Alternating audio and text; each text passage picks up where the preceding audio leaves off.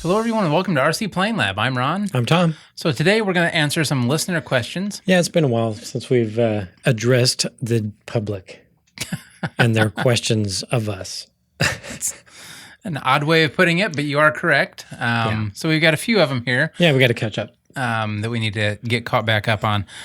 First off, I wanted to give you guys an update on Starlink. Now, I know after I talked about ordering it the last time, I had a few people reach out. And he's so excited. I am Still. I am actually so excited. So we are switched over completely, 100% to Starlink Internet. I have canceled my other service. Bold move. Yeah, it was actually kind of scary. It was a lot more scary to do that than I expected it to be. Like when I was calling and making that, the final come take my equipment down thing, I was wondering if I was making a Huge mistake. We'll see. As of now, But so far, our download speeds have been amazing compared to what we had before. Our downtime has been less than what we had before. So I can't say that we're missing anything compared to what we had before. The highest download that I've gotten so far has been 316 meg connection, which for living out in the country, that is unheard of. The highest I'd ever seen before was 12. And oh my gosh. Yeah, I'm not joking. And the last speed test I ran before I got rid of all of our old equipment was 0.98 down with 150 millisecond ping. So not very good at all. The ping on this, like with Starlink, has been literally 31 milliseconds is what I've seen the whole time. Sometimes it gets a little bit worse, but 31 is 95% of the speed tests I do. And that's good. That's good enough for me. I mean, I think if you're playing games and gamers and that kind of stuff, want it a little bit lower, but I don't know. I mean, that's pretty cool for... Is that related to latency? That's the same thing, yeah. Okay. That's like how long it takes the signal to get from A to B. You have to remember, I'm old, and these numbers don't really mean that much to me. Well, in a nutshell, it's better than what I had before, but Perfect. It's not without its issues. Right. Which you made a really good point about this being a beta test. That's sort of the point, to find the weaknesses so that they can fix them before they make it available to the masses. Yeah, so I was on Reddit today, and I actually read a quick little thing on there that kind of put it into perspective. I'm happy with what I have with them because it's better, like I said, than what I had. Now, if I had great internet before that never cut out, that never gave me downtime, that never gave me issues, I would be a little upset. Yeah, I don't know if you heard my stomach on that or not. I'm hungry. I haven't eaten today. I did. But anyway, so I would be a little upset. However, this is them testing the systems with us users paying the price, I guess, if you want to look at it that way. But they want to try... I would think to break what they can break, to push the system to where they can push it and see what they can get out of it. So exactly. We're the guinea pigs, and that's the part of being a beta test. And you know what? I'm okay with that. Yeah, I mean, it's really made your life a little bit easier. It's made my life a lot easier. And it's almost like I got a new TV. I know that's going to sound weird, but a year and a half ago, whatever it was, 2 years, we bought a new TV that was 4K. Yeah. Well, I've never gotten a 4K signal on that before. Yeah. I started watching 4K stuff on YouTube, and it's amazing. My gosh. Yeah. It's like I said, a new TV. Yeah. So it's been good. Starlink's expensive. It was $588 out of pocket, and then $99 a month for the service. But, I guess you pay to play. So. Well, I mean, I don't know exactly what we pay in town for, we cut the cable years ago. So we're streaming, everything now too. And I think we pay probably over that for our internet and phone. I mean, it's all combined, with whatever it is. You have a phone? Well, our wireless, I mean. Oh. Our cell plan.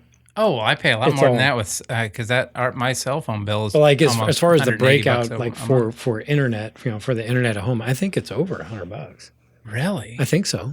You might want to check your plan then, because I always thought like you could get stuff through like if you get DSL or something like that for about $50. No, it's through AT&T. Ours is. That's DSL then. Oh, I okay. mean, that's Well, anyway. unless it's wire. Oh, we'll talk later. Sorry. Yeah. Anyway, Anyway, yeah, it's been good.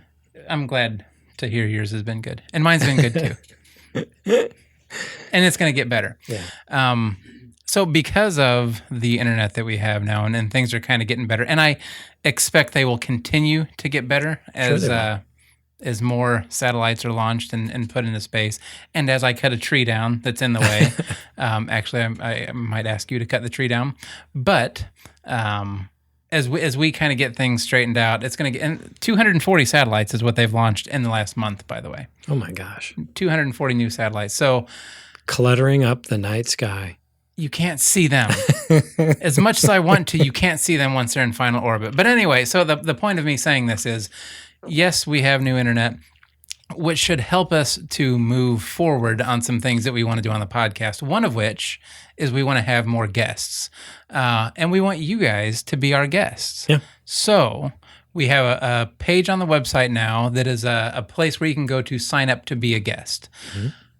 If that's something you're interested in, yeah, well, we would encourage you to sign up for it. If you don't want to do it, don't do it. Well, but I mean, we don't want people to be afraid to put themselves out there and fill that out. Like if you're hesitant, don't be hesitant. We'll make it. We'll try to do whatever we can to make it as comfortable for you as we can. Yeah, we'll figure things out, and we're not there now, but we're just kind of trying to get a feel for what. Who wants to be on, what they'd want to talk about, how we would do it even, because I haven't really looked into it. But we're just kind of trying to lay the groundwork. So if you guys want to be a guest, go to our website, rcplanelab.com, and click on I think there'll be a link up at the top that says something about be a guest, or I haven't put it up as of now, so I don't know what I'm going to actually have it say. But by the time this airs, hopefully it'll be close. That'd be weird if it's not. So yeah, be a guest, go sign up, and we'll try to get some stuff worked out here in the next few months. And even though we may not have the details worked out, a good first step is to determine whether you guys are even interested in doing something like that. So filling out that form would be the first step, and letting us know that you might be interested in that. There you go. So there you go. Well said, Tom. Yeah. Thank you. What else do you want to talk about?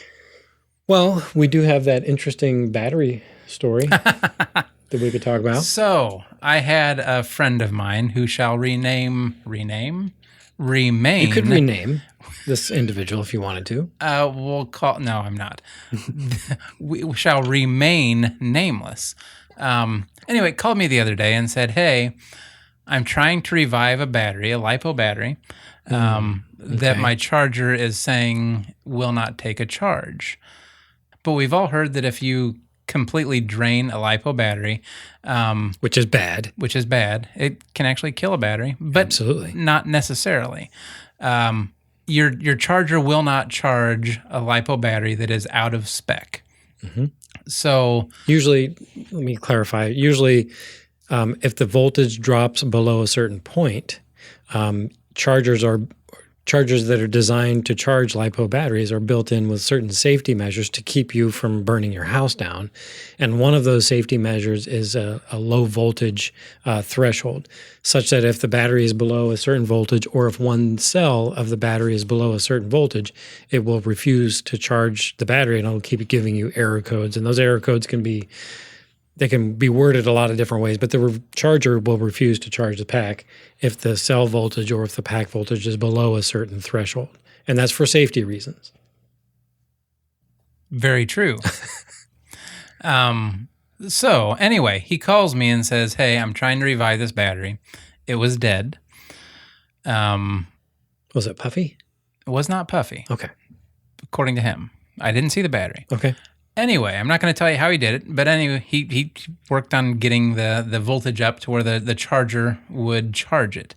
But then he said that the battery, even though it was at a higher charge, like it actually had charge in the battery, that the charger was saying there was an error on it and it wouldn't charge it. So I asked him, I was like, okay, how many volts are in it? It's a 4-cell battery, and he said it was reading like 14 point some odd volts. That's good. You should be charging that, no problem. Yeah. And I asked him how he was doing it and what he was doing to, bring up the voltage and all that. And he was doing it okay. However, then I asked him to read me on his charger or on his little battery checker, what are the voltages for on each cell? Mm-hmm. One was like 3.5, one was 3.5, something along those lines. One was 0. Oh. And then the other one was making up the over difference. 5.5. Oh God. So I told him, Get it out of the house. yeah, I was like, seriously, like, don't even hang up the phone. Just take that outside. Yeah. Because it is overcharged and it could very well not end well.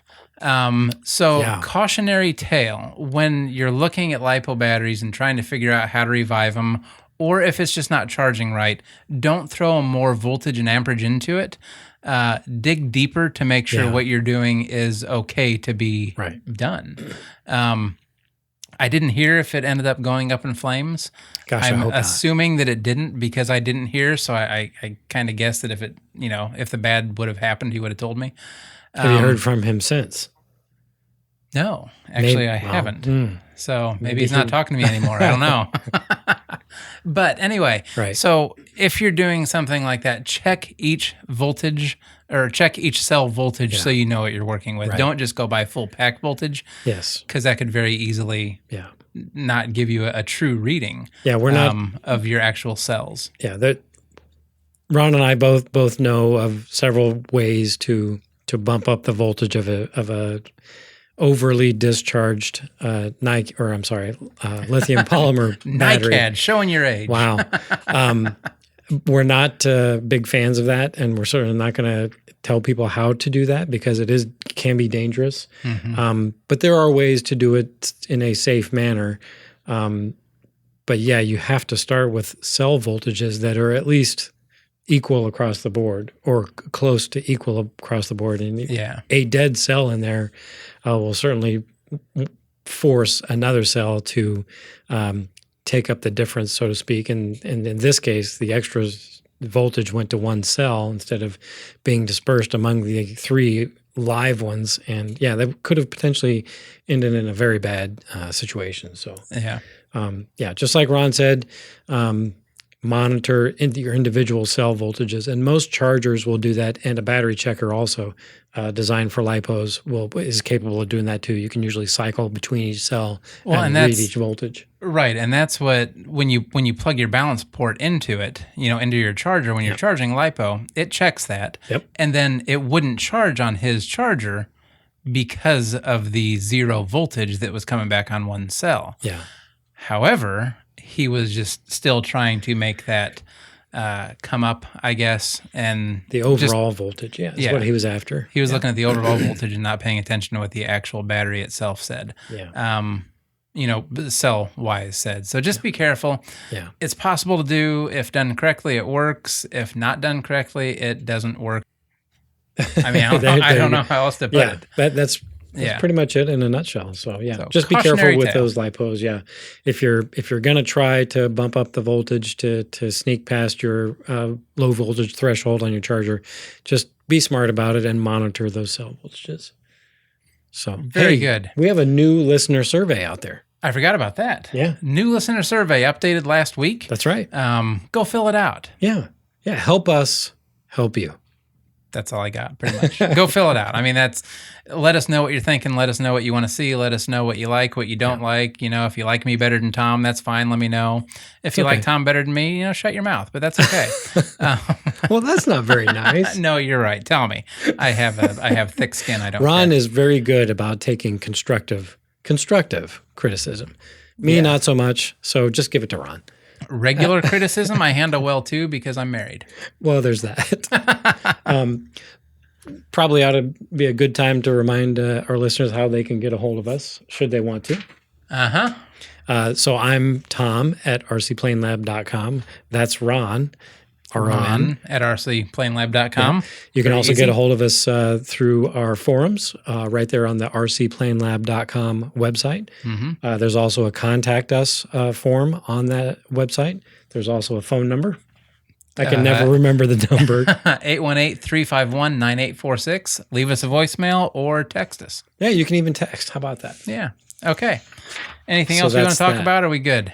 No, I think that's we can move on to the next topic, which is listener emails Listener questions. or questions. Yeah, there we go. I will go first. Okay, Now, this guy sent an email. There's no name with it or anything, so and which is fine. perfectly fine. Yep. So I obviously am not going to say a name because I don't know what it is. He says, I enjoyed the podcast because there was a lot I didn't know about servos. Good. Yeah, that's great because we just did a servo episode just for you. That's probably why he just listened to it, and that's probably why he wrote in Oh, about yeah, that one. yeah. Are you serious, Tom? I hope you're kidding. Oh, man. Anyway, a lot of us try and stay away from digital servos because they have a bad reaction with our 910 megahertz system, like Crossfire or Dragon Link. I'm not familiar with either of those. I did like a very quick impromptu Google search because I was unfamiliar with both of those terms as well. Crossfire, Dragonlink. They seem to be a long range radio control link system. I was not aware that that was a thing. Honestly, I think it's more to do with FPV type stuff, which kind of falls in the drone-ish category, which is not something that Ron and I are really into. So I can't talk intelligently about it. Never stopped you before. It would be a shame, honestly, if digital servos had an issue with that. And I'm not sure why a digital servo would have an issue with that, whereas an analog servo wouldn't, because the servos, as you may have heard in the episode, they operate kind of the same way. The only real difference is the processing speed that's inside the servo. So not sure why a digital wouldn't work and an analog does. But like I said, I'm going to pass on talking about this one because I just don't know anything about it. Yeah, my takeaway is that sounds more like the FPV stuff that we really don't get into.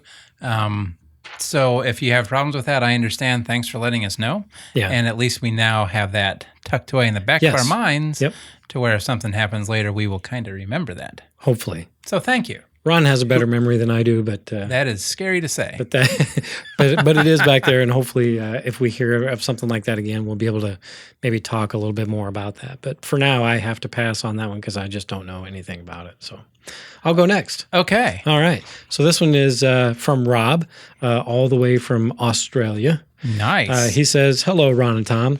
I'm Rob, emailing from Canberra in Australia.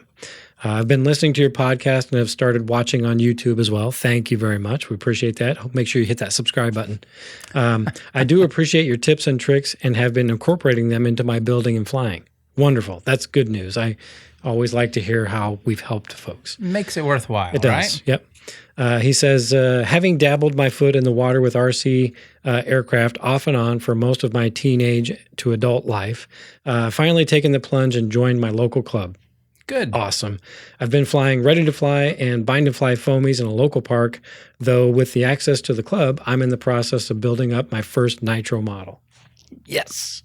I mean, good for you. Yeah. He says it's a Phoenix Scanner 40 size low wing sport aircraft. He says he gave us a picture on his, and this is his description, his currently slightly chaotic build table. To me, that's a sign of progress. If your build table is clean, like the table we've got up here, then that means you're not doing anything. So if your build table is chaotic and messy, like mine, that means you're getting stuff done. So I am making a lot of progress then, even though it doesn't feel like it. Yeah. So he says he reached his first big milestone today of the writing here. He says he glued the wing halves together. Nice. I'm very keen to get this thing out and running and have a few other kits I want to start on as well. Sounds like the bug is bitten him. Awesome. We all get it. Most notably, a 1939 designed stick and glue old timer, complete with a Sato FA40A. This is a guy after my own heart. He's got a Sato FA40 on there. It's a classic 4-stroke. Great engine. You're going to love that thing. Now, do engines run backwards in Australia? Oh, that's a good question. No, they don't. He Okay. says, I have listened and re-listened to your episode where you talk about adjusting thrust angles. The ARF kit that he's talking about, he says it has no mention of the thrust angle, and as far as he can tell, the firewall and supplied engine mount are all square to the longitudinal axis of the fuselage, meaning there's no right or left or down or up thrust. He says, as nothing is mentioned about thrust angles, I assume that the manufacturer just expects owners will dial in the appropriate rudder and elevator trim to counter. Partly true. So we'll get to his questions. Number one, is it worth thinking about dialing in some thrust angle using the testing system you guys outlined in your podcast? And the short answer is yes. You can either dial it in initially or build the ARF as per the instructions, which is what I would recommend, and then fine tune it later using the methods we described in that podcast.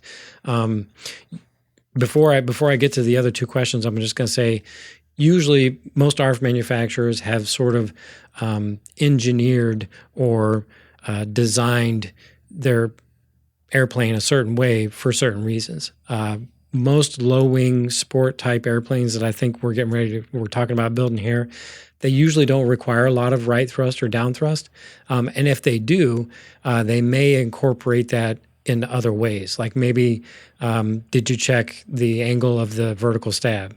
There may be some left or right trim built into that when they built it in the jig. Stab incidence, the angle of the stab relative to the angle of attack of the wing. The horizontal stab. The horizontal stab. There may be incidence or up or down angle built into that stab saddle also to compensate for right thrust or up thrust or down thrust. So, and not necessarily enough to where you could see it just by looking. And would be very hard to measure too. Yeah. Without an incidence meter. Which we talked about before also. So first I would just say build the ARF just the way the instructions say to, and then leave some wiggle room to adjust for the left and right using those steps we outlined in that episode. So moving on, for a standard glass nylon engine mount, how do you go about dialing in some thrust angle? He says in your podcast, it sounded like it was something that could be achieved at the field without much in the way of cutting or sanding, and that's exactly right. Do you do something like put washers or spacers in behind the engine mount? That's exactly how I do it. Mm-hmm. In my flight box, I have a little container of just miscellaneous nuts and bolts and stuff I've accumulated over the years. And usually there's washers in there. And if I need to really make a change at the field, like if it's so drastic I need to make a change, it's usually just a simple matter of either pulling the cowl off if it's a cowled in engine, or in the case of a sport plane that's just mounted right on the nose, I'll pull the mount off, add a couple of washers underneath whichever side I want to add the thrust to, and put everything back together. And it really is as simple as that. There's no sanding necessary. You don't need any glues, but adding washers or spacers behind the engine mount is exactly how I do it. Now, would it be better to wait and put your cowl on after you have that done?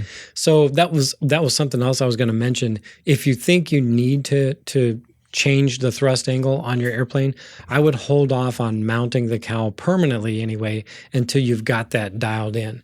Because let's say you mount your cowl and you've got your thrust angles all at 0, meaning the engine's pointing straight ahead with no right, left, or up or down thrust, and you mount your cowl. Now your spinner is going to line up with your cowl a certain way. If you go and change the thrust angle, usually you're not changing the cowl angle either. So now your spinner is going to be off center. Your spinner is not going to line up with the nose of your cowl. So, and it could, like a little bit, 1 or 2 degrees will make a big difference at the end of that cowl. Yeah, because sometimes on say a 40 size sport plane, that the spinner backplate can be 6 inches sometimes away from the firewall. So if you just make a 2 degree change, at the firewall, well, 2 degrees, 6 inches away from that could be, a quarter of an inch, maybe even. So, so don't mount the cowl permanently until after you've dialed in, if you even think it's necessary. My experience with ARFs, I've never had to change the thrust angle from what was built in from the factory. Yeah, they've always flown pretty good with the way stuff was designed. So, but yeah, that's exactly how you do it. Spacers behind the mount, between the mount and the firewall. And then finally, his third question, could the same effect be done by dialing in some rudder and elevator using the push rods, which would also allow the trims to stay centered? He says, does that do something like introduce different reactions at different speeds? Yes, that's exactly what it does. If you change the trim, let's say you want to add a little bit of right thrust. So you dial in a little bit of right rudder to make it, move to the right. At different speeds, you're not, unless you have some kind of cool mixing function designed in your transmitter such that maybe as you move the throttle stick forward, indicating more airspeed, you have a trim set up to move the rudder over a like amount. Yeah. Unless you have something like that set up, a basic 1 degree deflection of your rudder is going to have a completely different effect at landing speed than it does at wide open or even on a downwind leg of a loop. So that's really not the ideal way to trim right or left thrust by using the push rods. The best way to do that is just like we described in that video or in that episode, and that's to do that through the use of thrust angles on the engine. Do you have anything? No, you said everything that I thought and more. So, yeah, you hit the nail right on the head. Adding some washers behind the firewall or behind the mount, between the mount and the firewall. That's how it's done. But like I said, most ARFs designed pretty good right out of the box, so it usually doesn't require much in the way, if any, changing of the thrust angles. So he goes on. I've never changed an ARF. Yeah. I mean, I just assemble it based on how they have it and go from there. Yeah. And sometimes it will be built in without without you even knowing it. Yeah, absolutely true. And you'll notice, like on some ARFs, if you proceed in the hobby and buy other airplanes, some ARFs, it'll be extreme. Like I think it was a Cub that I had built some time ago. Cubs have a lot. Yeah, there was a lot of right thrust. So the motor was actually mounted off center of the firewall a fair amount. I'm talking like half an inch or so off of what the actual center was. And I thought I was doing something wrong until I put the cowl on. And sure enough, the spinner or the prop nut was centered perfectly in the opening, even though the engine was mounted, half an inch off center. So it can be noticeable on some airplanes. I remember in Cubs, especially on my first one too, is the same way, to where I actually saw before I put the motor on, I could see that it was, at quite an angle that the firewall was. Sure. And I actually asked that question before I put it together, is this how it's supposed to be? And I was, told that is correct and not to worry about it and move on. So that is true.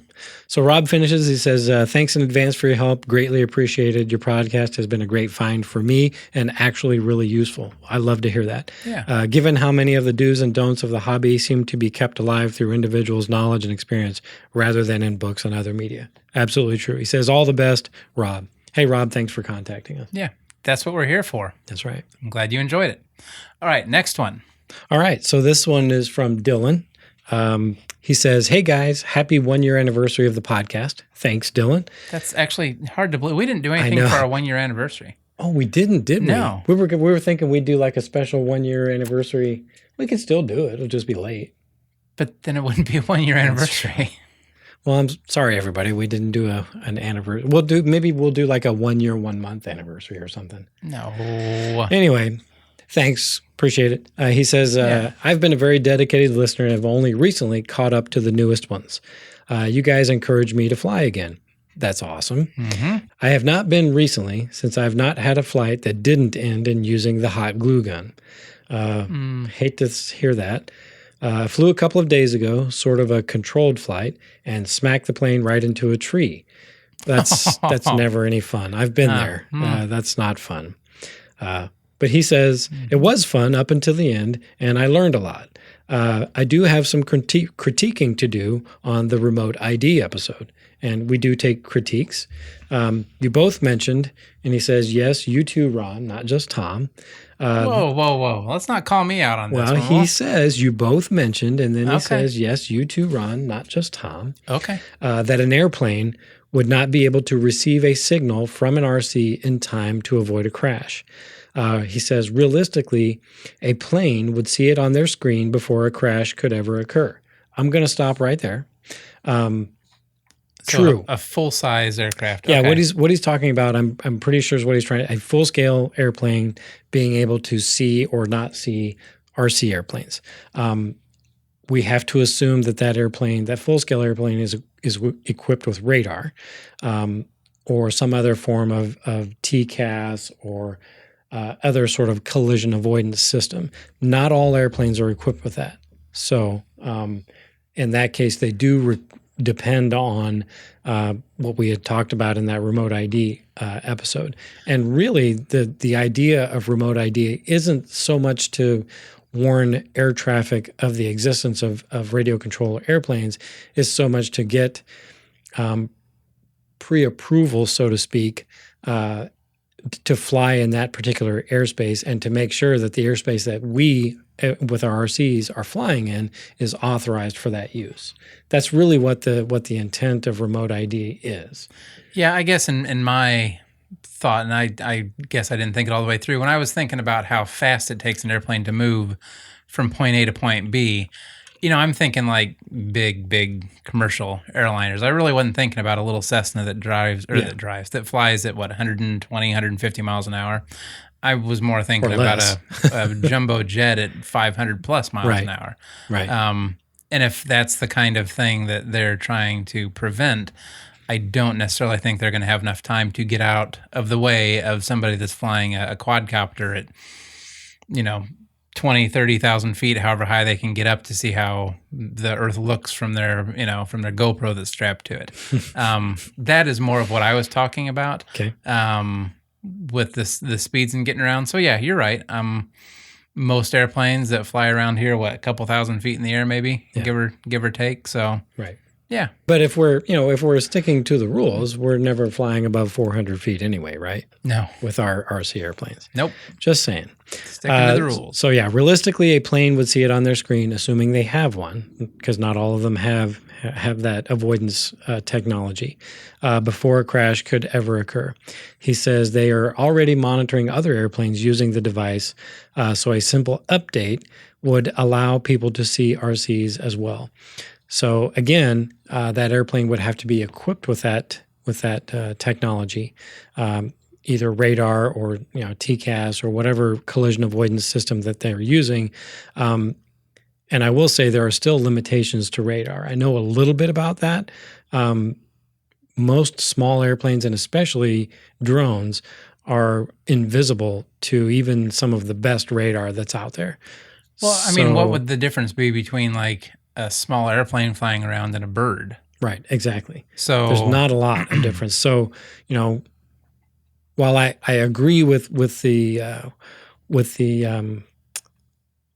gist, of what you're saying, sentiment, but a lot of things have to happen for this to occur, and not the least of which is having that technology on board the full scale airplane to be able to see that sort of thing.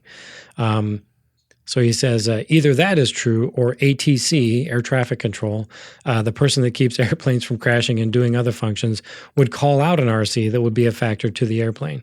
Again, ATC is they only see what their radar shows them or what airplanes are squawking on their transponders. And since remote ID is not live, I mean, it's not a signal that has to be given live. They're not going to know when you're flying. I mean, right? Yeah. You don't have to call ATC for permission. Right. And remote ID the intent isn't for them to broadcast like a transponder does, a signal to ATC, or a signal at least that's visible by ATC to therefore track where you're at. That's not a requirement of Real ID. So again, unless your airplane is really, really big, ATC is probably not going to see your RC airplane because it's so small, too small to be picked up by the radar that ATC uses. And also it's not going to be transponding or using a transponder to transmit that information. So there's that. He says, I personally have flown with my father in a Cessna 182 and help him find airplanes that might be too close. I'm assuming you're looking at a screen of some kind, Or if or not, even doing it actually visually. looking, yeah. Yeah. But it's going to be easier to I see a was full-size airplane than it is an RC Yeah, airplane, yeah. too. Oh, yeah, for sure. I was wondering if you could do a video or segment dedicated to servos. Yes, we can. Look, a We couple did. weeks ago. Hope you enjoyed that one. Hope you found that one useful. Yeah. He says he's been wondering what magic happens inside them. Hope we were able to explain that in a manner that was easy to understand. I sometimes have difficulty doing that. Have fun continuing the podcast. Oh, and you are coming through to the younger generations. He says, I'm 13. Keep doing what you're doing. It makes for an entertaining hour of my week. Dylan. Thanks, Dylan. Yeah, thank you very much. Thanks for prompting a serious conversation about Real ID. And let's keep in mind that this is evolving. It's, in my opinion, just like I said in our Real ID episode, it's going the right direction. But I feel like it's going to continually evolve. And I think it's really, like I said before, just everybody settle down about Real ID. It's really, it's going to be fine. We're going to be fine. I agree. So what have you got? Last one. Okay. Oh, I should probably take this one since it's my fault. I'll read it, though. Okay. Tom, you messed up. No, I'm kidding. It doesn't say that. That's what I heard in my mind when I read it. Okay, it says, you mentioned Gorilla Glue, but I wasn't sure what you meant because there are at least 3 completely different types of Gorilla Glue, as well as different colors. Yep. For example, they have a thick CA and expanding glue in both white and brown, and I'm pretty sure they have others as well, including hot melt glue sticks. They so, do. Tom, you messed up. I did. Explain it, please. I did. So what he's, I'm assuming he, no, it might be a she. There was no name. This one, there was no name on this one either. Talking about the episode where we talked about the glues that we like to use.